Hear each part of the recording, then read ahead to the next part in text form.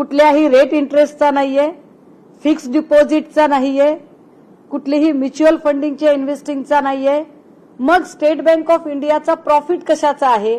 तर त्यांनी असं सांगितलं की आमच्याकडे वेगवेगळ्या परीक्षांचे जे चलन भरले जातात त्या चलनांचा खरा प्रॉफिट आहे.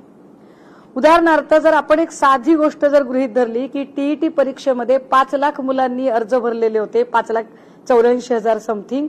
याच्यातल्या प्रत्येक मुलाला किमान 1,000 ते 1,200 रुपयाचा डीडी काढावा लागतो, म्हणजे ढोबळमानाने 1 कोटी रुपये जमा होतात.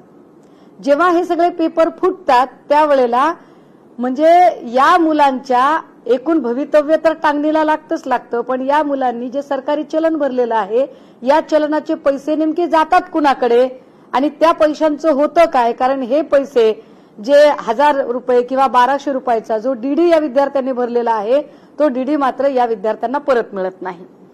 एकीकडे अभियंत्यांच्या परीक्षेचा हा सगळा घोळ चालू असताना विशेष मी कालही काही चॅनलवर म्हटलं होतं की एमपीएससीचे सचिव असं सांगतायत की असा कुठलाही घोटाळा झाला नाही किंवा घोटाळा झाला असेल तर आम्ही चौकशी करू. मला वाटतं एमपीएससीच्या सचिवांनी पहिल्यांदा घोटाळा झालाय का नाही याबद्दल आधी स्वतःची खात्री करून घ्यावी. कारण एकदा घोटाळा झाला नाही, दुसऱ्यांदा घोटाळा झाला तरी आम्ही चौकशी करू असं जे एमपीएससीचे सचिव म्हणतायत त्यांना मी कालही म्हटलं होतं, परत एकदा सांगते की त्यांनी एकदा आमच्या समोर येऊन जरा समोरासमोर चर्चा करावी, म्हणजे या सगळ्यांमध्ये नेमका काय घोळ झालाय आणि काय नुकसान झालंय ते आम्ही तुम्हाला सांगू शकू. परंतु या सोबतच अजून एक घटना घडली बघा. प्रितीश देशमुख नावाच्या माणसाला टीईटीचं कंत्राट दिलं होतं परीक्षा घेण्याचं. याच प्रितीश देशमुखला त्याच्यानंतरच्याही काही परीक्षांचं कंत्राट दिलं होतं. त्याची जीए सॉफ्टवेअर कंपनी जी बेंगलुरूमध्ये आणि तिथे ती बॅन झालेली. आत्ताच्या ज्या सगळ्या परीक्षा आहेत या परीक्षांमध्ये अजून एक नाव येतंय ते म्हणजे एसएमबी कंपनी. ही एसएमबी कंपनी कोणाची आहे तर ही एसएमबी कंपनी ही बांदिवडेकर नावाचे गृहस्थ आहेत, प्रसाद सतीश बांदिवडेकर, ज्यांची ही एसएमबी कंपनी आहे. प्रसाद सतीश बांदिवडेकर यांच्यावर ऑलरेडी एक गुन्हा दाखल झालेला आहे. माझ्या माहितीप्रमाणे हा गुन्हा त्यांच्यावर विदर्भात गुन्हा दाखल झालेला आहे. ज्या गुन्ह्याच्या संदर्भाने म्हणजे त्यांनी अजून त्याच्यातला नीटचा निकालही लागलेला नाही. भंडारा जिल्हा परिषद नोकर भरतीमध्ये जो गुन्हा दाखल झाला बघा, सेम पद्धतीचा गुन्हा आहे. स्थापत्य अभियंता आणि अंगणवाडी पर्यवेक्षिका परीक्षेच्या OMR शीटमध्ये म्हणजे जी ओरिजिनल मार्कशीट असते जिथे बबलिंग करायचं आहे, ओरिजिनल मार्कशीटमध्ये हेराफेरी झाल्याचे लक्षात आले. त्यावरून 8 जणांविरुद्ध गुन्हा दाखल करण्यात आलेला आहे. आणि या 8 जणांमध्ये कोण आहे तर एक आहे तो प्रसाद सतीश बांदिवडेकर, ज्याची एसएमबी कंपनी आहे. तुम्ही म्हणाल की जर आता हे सगळं जे काही चित्र चालू आहे ते एकूण ज्या माणसांच्या संदर्भाने चालू आहे त्यामध्ये जर आपण बोलतोय ते ड्रग्ज इन्स्पेक्टर म्हणजेच औषध निरीक्षकांच्या परीक्षेबद्दल, तर मग मी मध्येच अभियंत्याच्या परीक्षांबद्दल का बोलते? तर हे पहिल्यांदा स्पष्ट केलं पाहिजे की एसएमबी कंपनीला याचं कॉन्ट्रॅक्ट, एसएमबी कंपनीवरती आधीच गुन्हा दाखल झालेला आहे.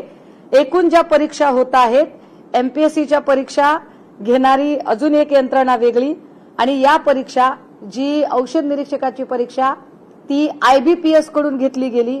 आयबीपीएसचं ऑफिस मुंबईमध्येच आहे, मला वाटतं ते कांदिवली वगैरे साईडला ऑफिस येत असेल.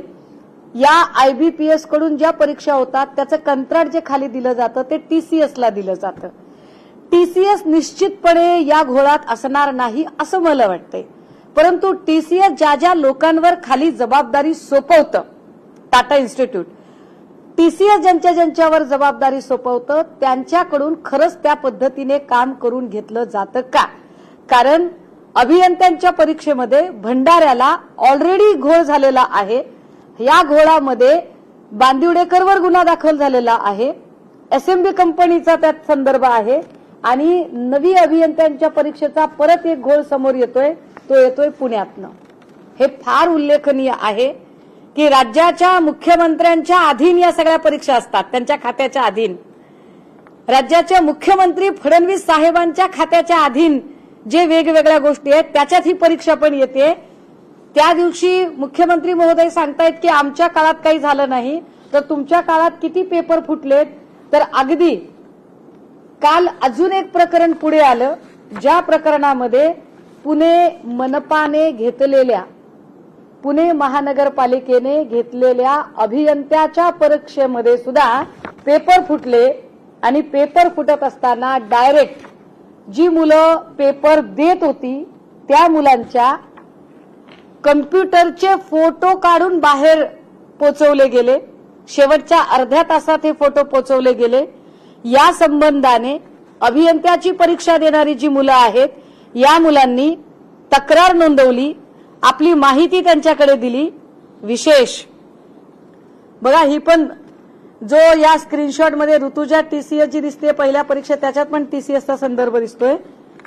हे फार विशेष आहे की अभियंत्यांच्या परीक्षेमध्ये पुण्यातही पुन्हा हा गोंधळ होतो आणि पुण्यात पुन्हा एकदा या संदर्भातले जे पेपर आहेत ते पेपर फुटतात आणि यावर वारंवार पेपर फुटी होऊन सरकार मात्र याच्याकडे अजिबात लक्ष देत नाही। आम्ही त्यांना वारंवार सांगतोय की हा पेपर फुटलेला आहे, या पेपरचा निकाल चुकीचा लागलेला आहे, मात्र तरीही त्याकडे अजिबात कुठल्याही प्रकारे लक्ष दिलं जात नाही। पुणे महानगरपालिकेतला कनिष्ठ अभियंत्याची जाहिरात 9 जानेवारी 2024 ला निघालेली होती। 169 पदांच्यासाठीची ही जाहिरात होती, ज्याच्यामध्ये जवळपास 44,000 विद्यार्थी। लोकशाही मराठी ऐका, पहा, जागरूक रहा।